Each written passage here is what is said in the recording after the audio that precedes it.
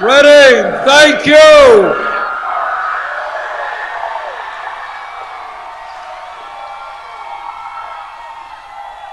Thank you all. What a turnout. What a turnout. Let me begin by thanking Mayor Valentin Rodriguez.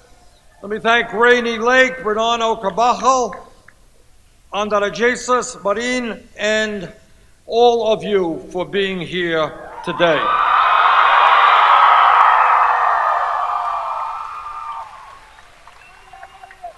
Okay.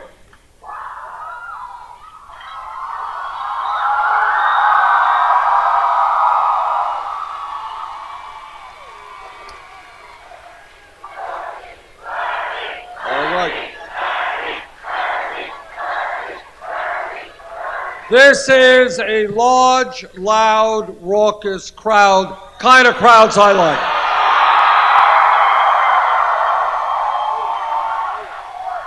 Sounds to me like Reading is ready for a political revolution.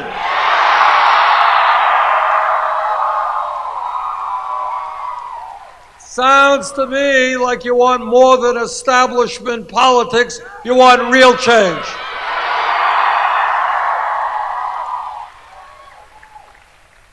You know, in many ways, what is happening here in Reading and what has happened over the last several decades is kind of a metaphor for what's happening all over this country. And what that is about is we have seen a city which once had thousands of excellent paying jobs lose those jobs because of disastrous trade policies.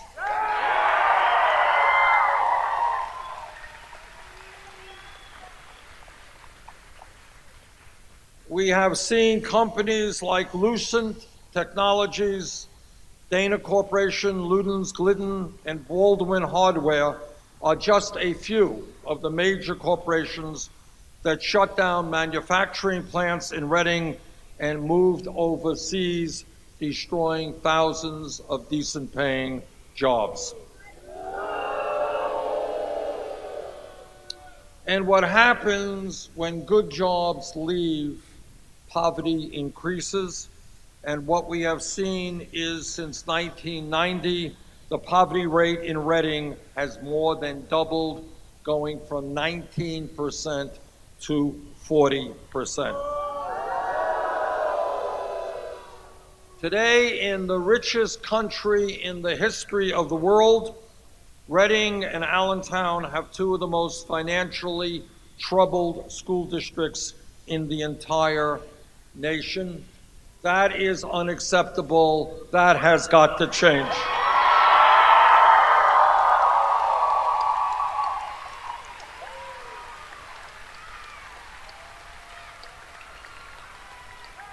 Now, way back when I first got elected to Congress in 1990, shortly after that, I was on the picket lines in opposition to NAFTA. Because I knew then that these trade agreements were written by corporate America for one sole purpose. And that was to make sure that companies did not have to pay workers in Pennsylvania or in Vermont a living wage. What they wanted to do and what they accomplished was to shut down tens of thousands of manufacturing plants all over this country, move to low-wage countries, and then bring their products back here in the United States of America. As a result of these trade agreements, we have lost millions of decent paying jobs. That has got to end.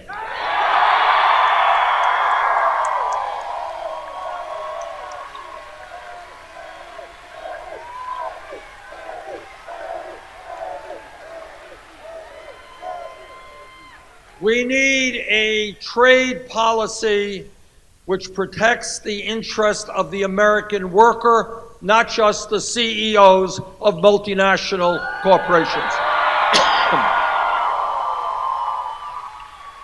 We need a trade policy which creates decent paying jobs in America, not just in China. And one of the differences between Secretary Clinton and myself is I have opposed every one of these disastrous trade agreements. She has supported virtually every one of these disastrous trade agreements. Now, what's going on in America, what's going on in Reading, what's going on coast to coast, is that for 35 years we have seen the middle class of this country decline. We now have 47 million people living in poverty, and we have more income and wealth inequality than any other major country on earth, and it is worse today in America than at any time since 1928. Enough is enough.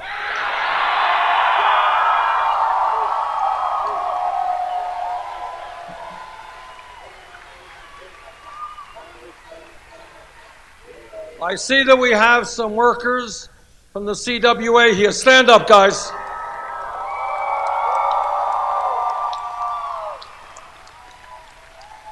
Now, in the same sense that we have seen the loss of jobs here in Reading, these guys today are out on strike against Verizon.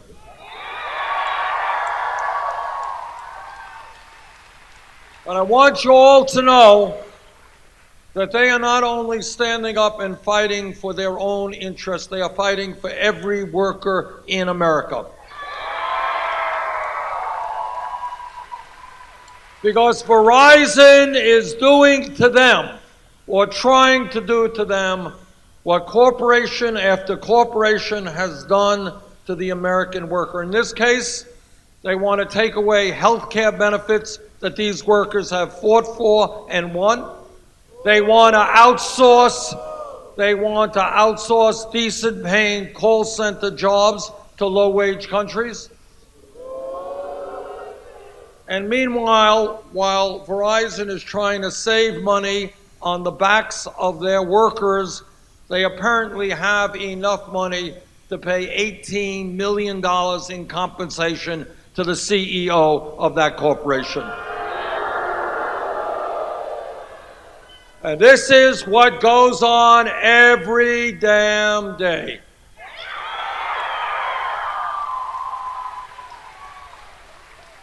Outsourcing of decent paying jobs, cutting wages, cutting benefits, and giving CEOs outrageously high compensation packages.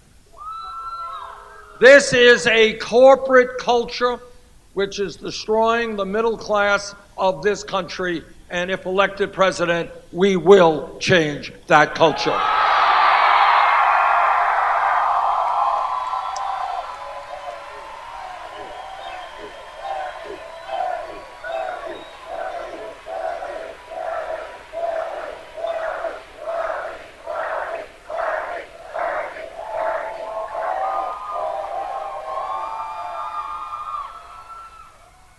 Now, this campaign is doing well because we're doing something very radical. We're telling the truth. The truth is not always easy to hear, and sometimes it is painful. I wish that I did not have to tell you that Verizon was a greedy corporation that could care less about their workers, but that is the truth. And I wish I could tell you that we had an economy that was working for all of us, but that would be a lie, because we have an economy today that is ignoring the needs of the middle class and working families, while the people on top are doing phenomenally well. Here is what a rigged economy in our country means. It means that we have a grotesque level of income and wealth inequality, where the top 1% now earns almost as much wealth, has almost as much wealth as the bottom 90%. You got that? 1/10 of 1% owns almost as much wealth as the bottom 90%. An economy in which the wealthiest 20 people own more wealth than the bottom 150 million Americans. An economy in which one family, the Walton family of Walmart, not only one family owns more money, more wealth than the bottom 40% of the American people, but guess what? This family who owns Walmart, the largest private sector company in America, they pay their workers wages that are so low that many of their employees are forced to go on food stamps or Medicaid. And you know who pays for those food stamps and Medicaid? That's called a rigged economy, when the middle class has to subsidize the wealthiest family in this country because they refuse to pay their workers living wages. And I say to the Walton family, get off of welfare, pay your workers a living wage.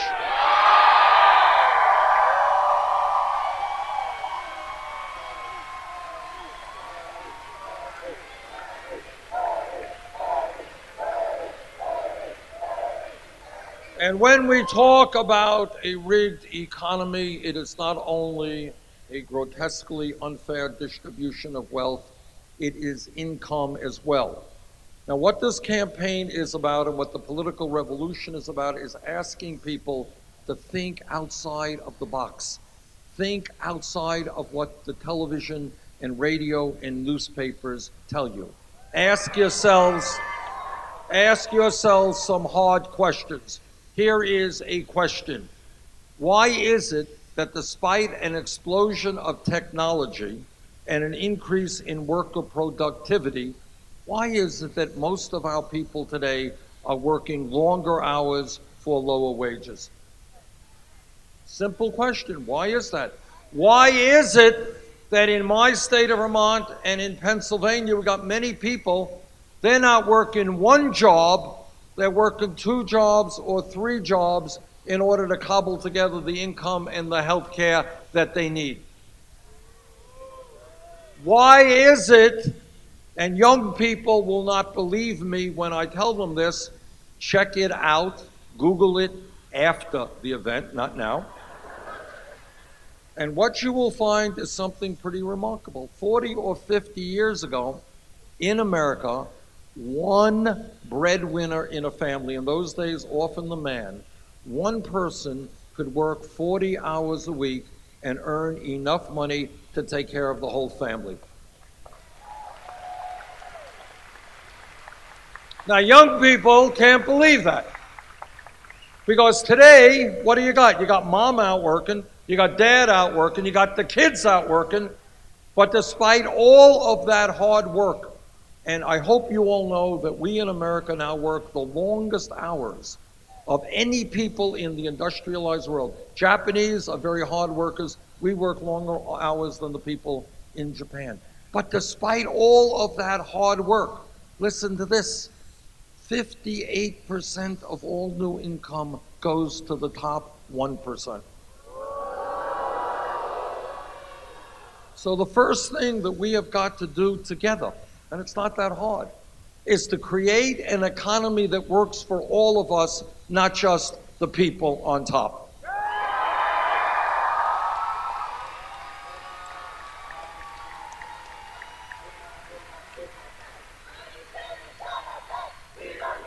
That's right. We're going to get to that one in a minute, because that's directly related to everything else. All right? What do? How do you create an economy that works for all people? First of all, you create jobs. That's kind of a no-brainer. Well, how do you create jobs? Number one, you transform our trade policy so that corporate America invests in this country, not in China. Number two, we raise the minimum wage to a living wage.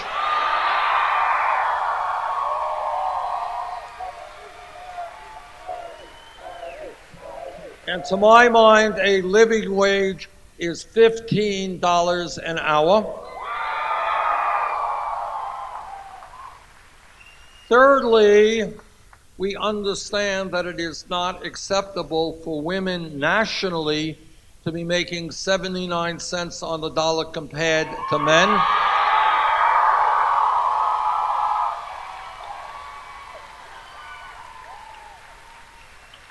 And we establish pay equity for women workers.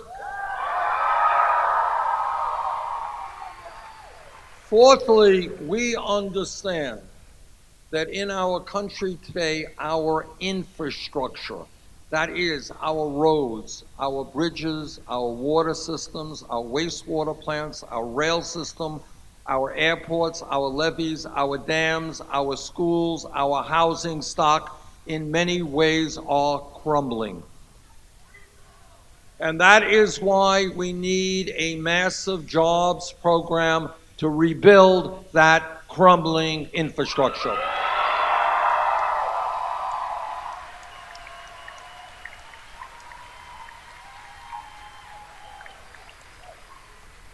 A $1 trillion investment creates 13 million decent paying jobs. Now, I was in Flint, Michigan a couple of months ago, and what I saw in Flint, Michigan was literally beyond comprehension. It really made me, I couldn't quite believe what I was seeing and hearing was taking place in the United States of America in 2016, and that was children being poisoned through excessive lead in their water.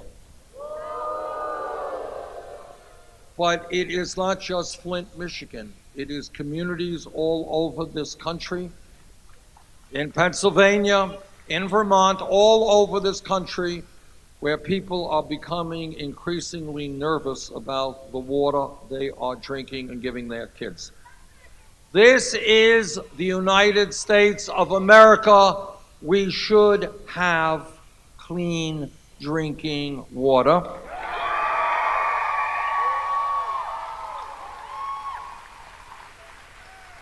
And another area where Secretary Clinton and I disagree is, I think, if we are going to have clean drinking water, we've got to end fracking.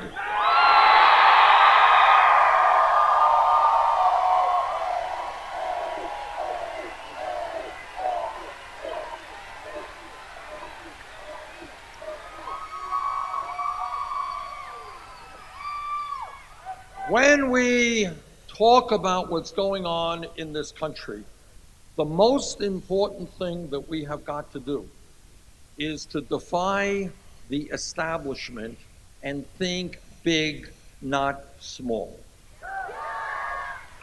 Once you start thinking big, the world takes on a different perspective. For example, any psychologists in this room?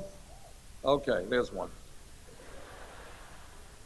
What every psychologist who studies children will tell you is that the ages of 0 through 4 are the most important years of a human being's development, intellectually and emotionally. Is that right? Okay. If that is true, which everybody who studies the issue agrees it's true, why do we have a dysfunctional child care system in which parents cannot find decent quality child care for their kids? Who made that policy that says that child care workers will get paid, in some cases, less than McDonald's workers? Who determined that our kids are not worthy of the best quality pre-K education in the world? Who made the policies that our school systems have inadequate funding, teachers not getting paid what they deserve, school buildings crumbling, schools without the technology they need. Who made those decisions? And those who made it should leave office. Let us have the best educational system in the country.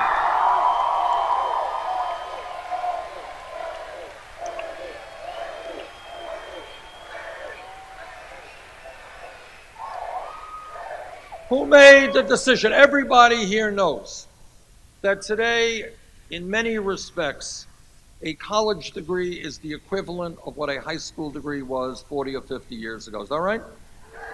40 or 50 years ago, in Reading or in Burlington, Vermont, you had a high school degree, you can go out and get a pretty good middle-class job. In many instances, that is not the case today. The world has changed, the economy has changed, technology has changed. People need more education. Well, if the economy has changed, our educational system has got to change as well. And that's why I believe that today, when we talk about public education, it's not good enough to talk about first grade through 12th grade. We have got to make public colleges and universities tuition free.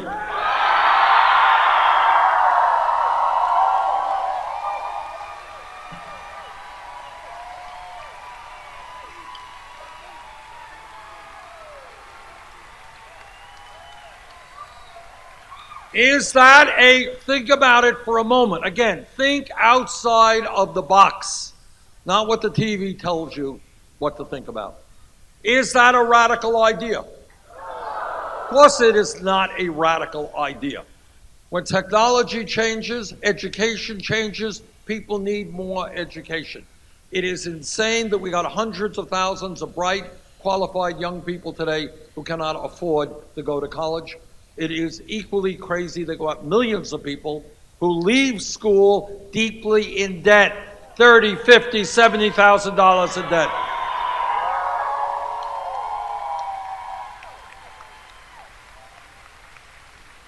We should be rewarding people for getting the education they need, not punishing those people.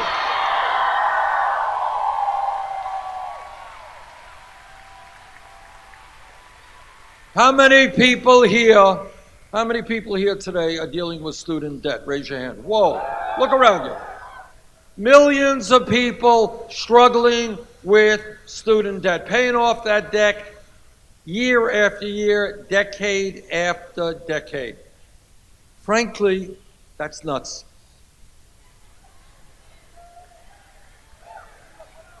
That's nuts. People's future economic well-being should not be negatively impacted because they got the education they should get. Now, we have an idea, people think it's a radical idea, I don't think it's a radical idea, that says, number one, we're going to make public colleges and universities tuition free. Number two, we're going to lower student debt by allowing people with that debt to refinance their loans at the lowest interest rates they can find.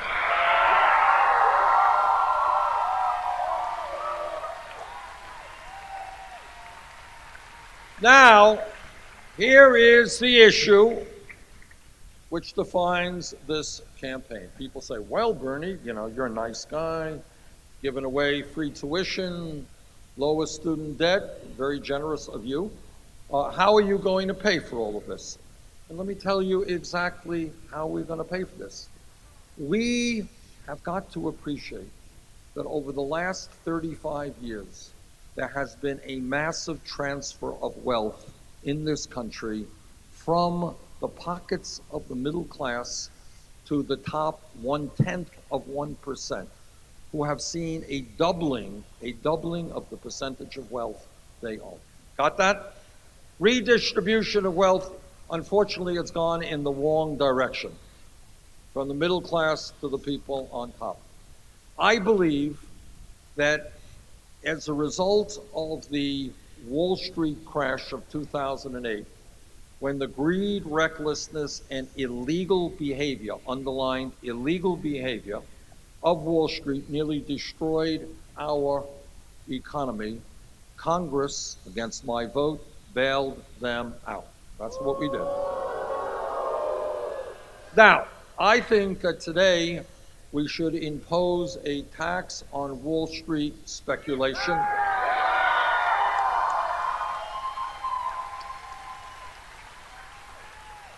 Which would raise more than enough money to provide free tuition at public colleges and universities and lower student debt.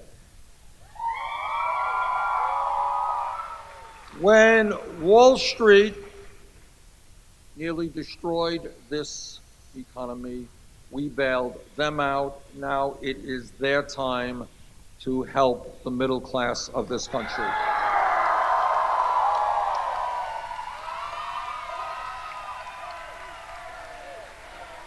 Now, while I am on the subject of Wall Street,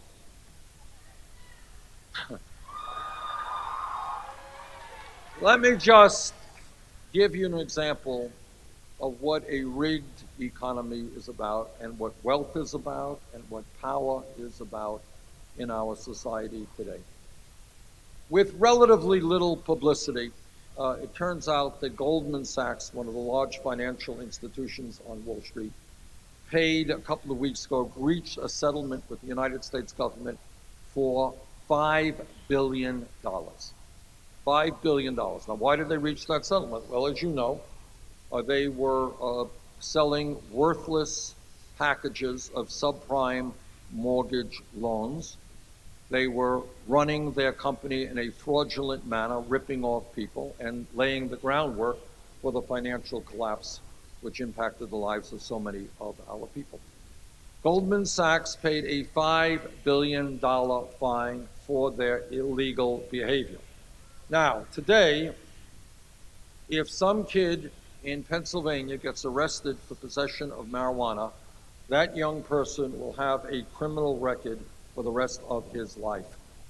But if you are an executive on Wall Street whose illegal behavior cost the jobs of millions of Americans and the life savings of many others, do you know what happens to you?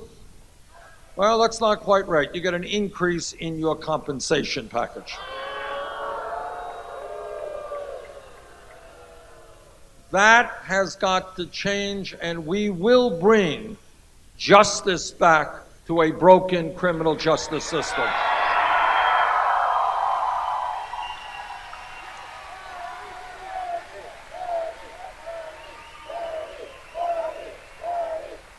Now, when I talk about the differences between Secretary Clinton and myself, one of the major differences is precisely how we raise money for our campaigns. Running for president is a very expensive proposition. We had to make a decision as to whether or not we would have a super PAC and raise money from the wealthy and the powerful. We concluded that we do not represent Wall Street, corporate America, or the billionaire class. We don't want their money.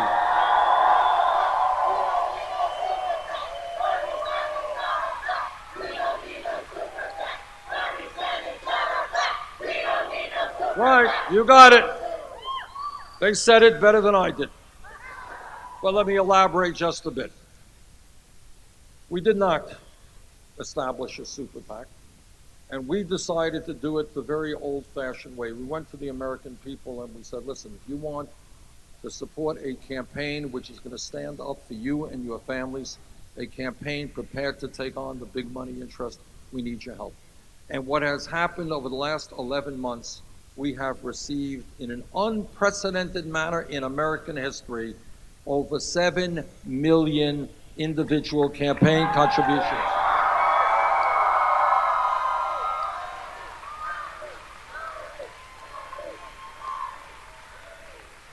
Anyone know what that average contribution is? That's right, $27. How's that? Now, you know what is revolutionary about that? What's revolutionary is it shows that you can win a run a winning national campaign. We've won in now 17 states throughout this country.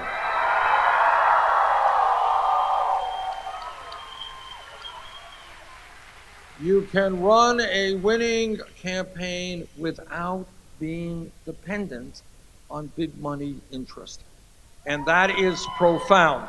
Because at the end of the day, right now, what we are struggling with as a nation is a corrupt campaign finance system which allows billionaires and Wall Street and the big money interest to buy elections. And I'm proud that we have run a campaign without a super PAC and without their money.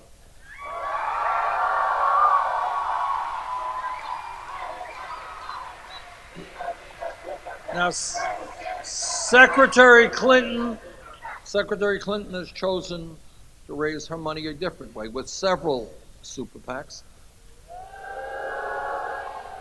And in the last reporting period, her super PAC acknowledged raising $25 million from special interest, including $15 million from Wall Street.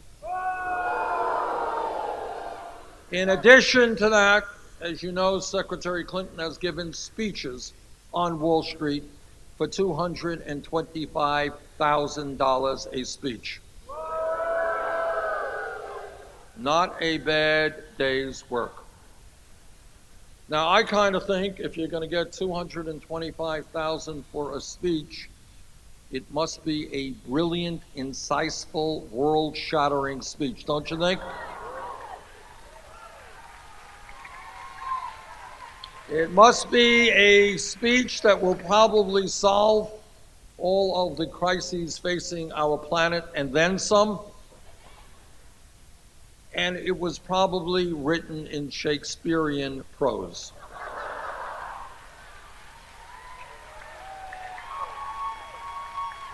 And I think a speech of that extraordinary magnitude should be shared with the American people.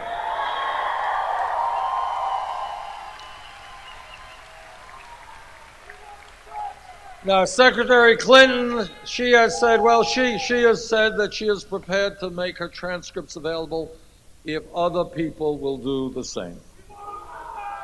All right, you guys ready here in Reading? I'm going to make a dramatic announcement now. All right, you all ready? All right. This afternoon, I am announcing I am going to release all of the transcripts of all of the speeches that I have given on Wall Street.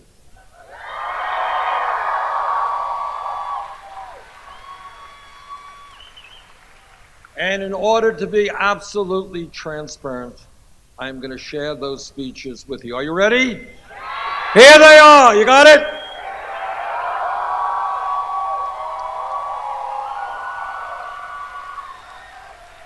No speeches, no transcripts, no $225,000 a speech. This campaign is going to win because we are listening to the American people, not just the wealthy campaign contributors.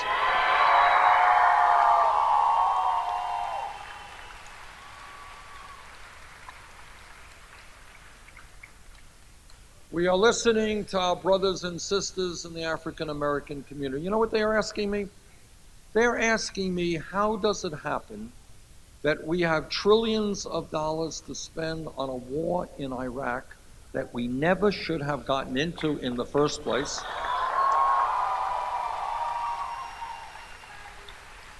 But apparently, we do not have the funding to rebuild crumbling inner cities in America. And you know what? They're absolutely right. Why is it that kids in inner cities America get asthma at far higher rates than children in the suburbs? Why is it that in inner city America people are paying 50 or 60% of their limited incomes because there is not enough affordable housing?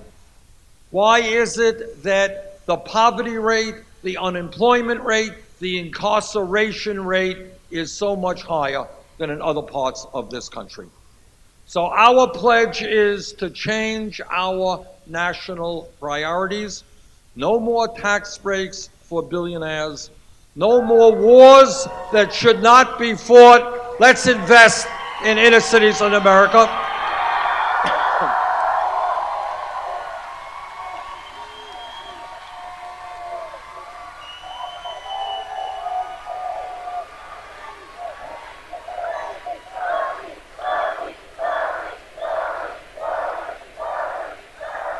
Today in America, we have more people in jail than any other country on earth. We are spending $80 billion a year to lock up 2.2 million Americans. We have unemployment rates among young people of 30, 40, 50%. I believe that it makes a lot more sense to invest in our young people in jobs and education, not jails and incarceration.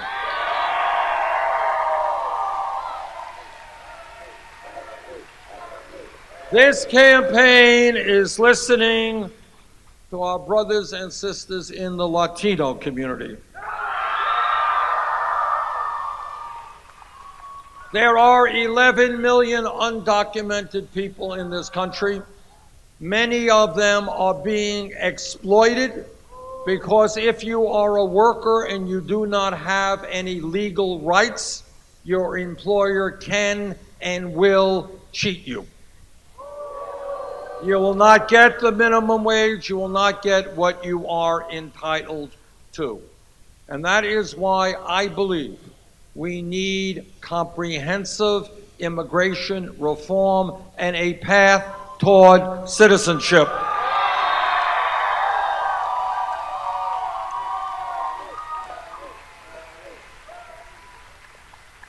And if the Congress does not do its job, I will use the executive powers of the presidency to do all that I can to protect the undocumented.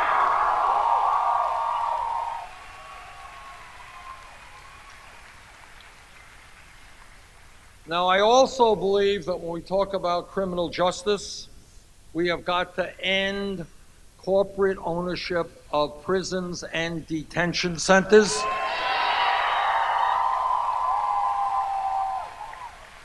And I also believe that it is time to shut down the Burke's Family Detention Center.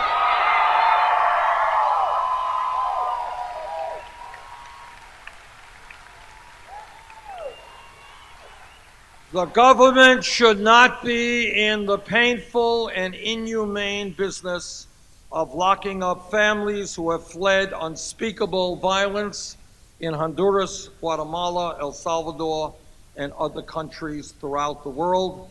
Instead, we should treat these families with the compassion, the dignity, and the respect they deserve.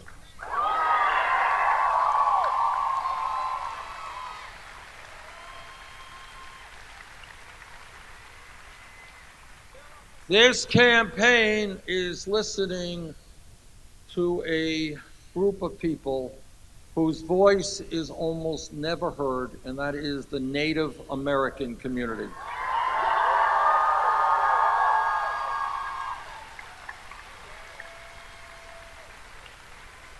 From day one, from before this country became a country, the Native American people were lied to, they were cheated, and treaties they negotiated were broken. We owe the Native American people more of a debt of gratitude than we can ever repay.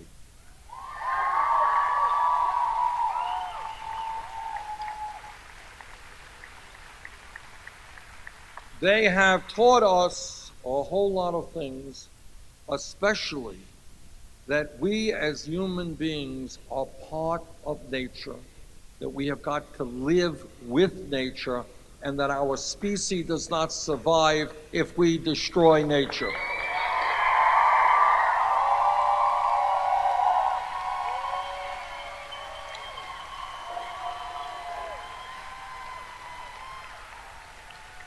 That's an invaluable lesson that we can never, ever forget. And in that regard, I should tell you that I am a member of the U.S. Senate Committee on the Environment. In that regard, I have talked to scientists all over our country and all over the world.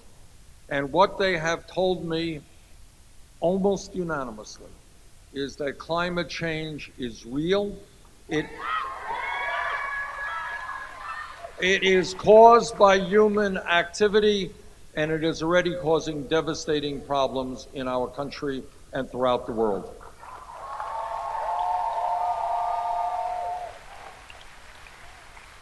And this is what they are also telling us. And it is scary stuff. And for the sake of our children and future generations, we had better listen. And that is, if we do not get our act together and transform our energy system away from fossil fuel to energy efficiency and sustainable energy, in the years to come, there will be more drought, more floods, more extreme weather disturbances, more acidification and destruction of the oceans, more rising sea levels, more international conflict as people around the world fight over limited natural resources.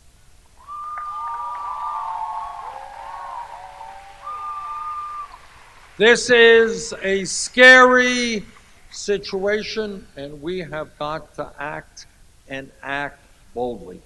And that means telling the fossil fuel industry that their short-term profits are not more important than the future of this planet.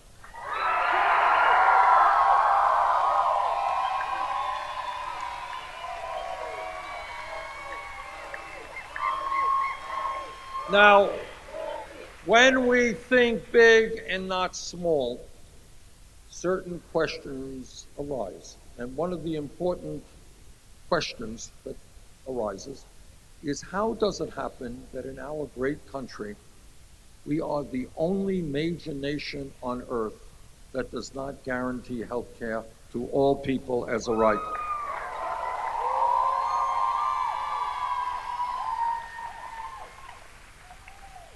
All of Europe does it. Scandinavia does it. I live 50 miles away from the Canadian border. They have health care for all of their people, but somehow we are unable to do that. Now, I'm a member of the committee that helped write the Affordable Care Act. The Affordable Care Act has done a lot of good things, and I thank President Obama for his leadership on that issue.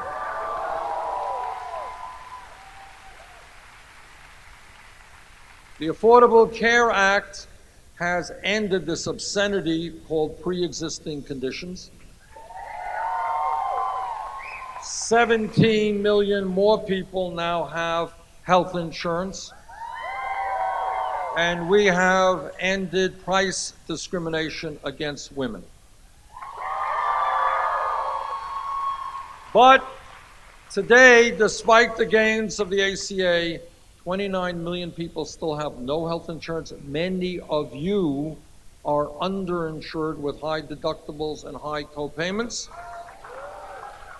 And everybody in this room is being ripped off by the greed of the pharmaceutical industry, who charge us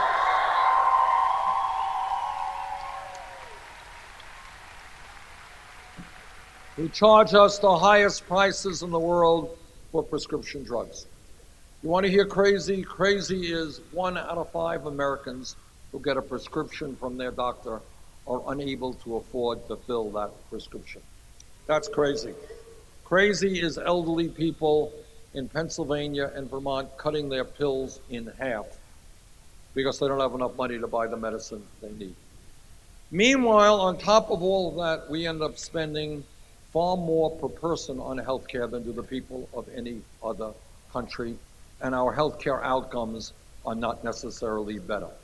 In my view, the time is now to make certain that health care is a right of all people, not a privilege.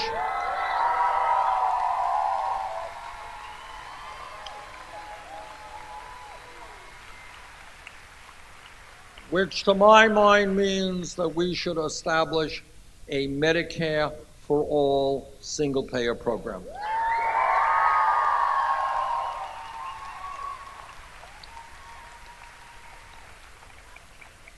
Everybody in this room knows one very important fact of American political life, and that is that change has never taken place from the top on down. It has always taken place from the bottom on up.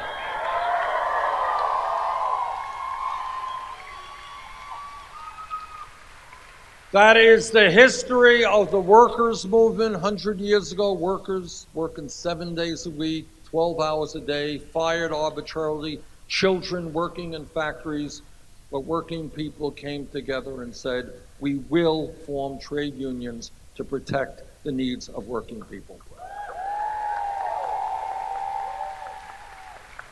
200 years ago, in the midst of the abomination of slavery, African Americans and their allies said that, you know what, we are going to make that day come when racism and segregation and bigotry will end in the United States of America.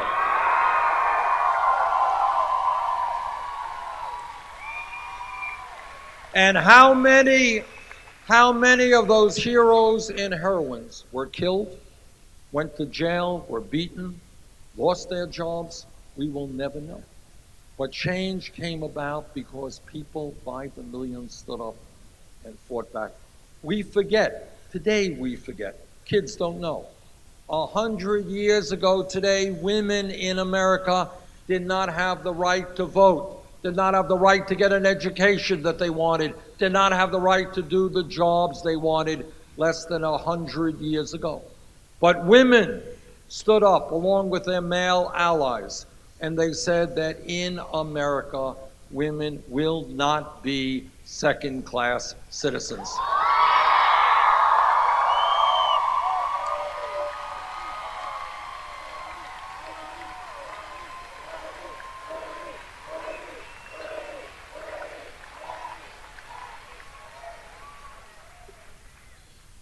If we were in this room 10 years ago, not a long time at all, somebody would have jumped up and say, you know, Bernie, I think that by the year 2015, gay marriage will be made legal in the United States and all 50 states. The person sitting next to that person would say, you're nuts, that can't happen. But it did happen because the gay community and their straight allies fought and made it happen.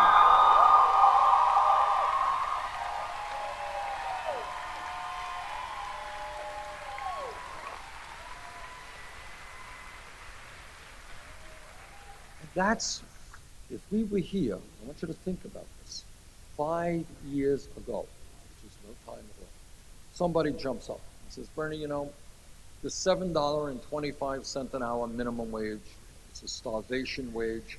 We've got to raise that minimum wage to $15 an hour. The person next to her would have said, $15 an hour? You want to more than double the minimum wage. You are nuts. You're thinking too big. You're too radical. Can't happen. But then workers in the fast food industry, in McDonald's, Burger King, Wendy's, they went out on strike. They stood up. They fought back. And a few years ago, Seattle, Washington, $15 an hour. LA, San Francisco, $15 an hour. Oregon, California, New York, $15 an hour. And if I have anything to say about it, there will be $15 an hour in every state in this country.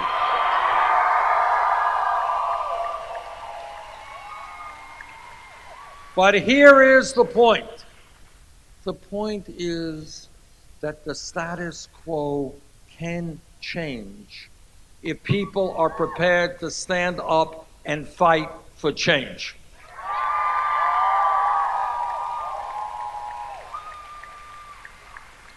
If all we do is moan and groan, ain't it terrible, ain't it awful, but we don't get involved, that change will never come about. And what this campaign is about is, in fact, bringing millions of middle-class and working families together, young people who in many cases have never participated in the political process, getting them involved, standing up and fighting to create a government which represents all of us, not just wealthy campaign contributors.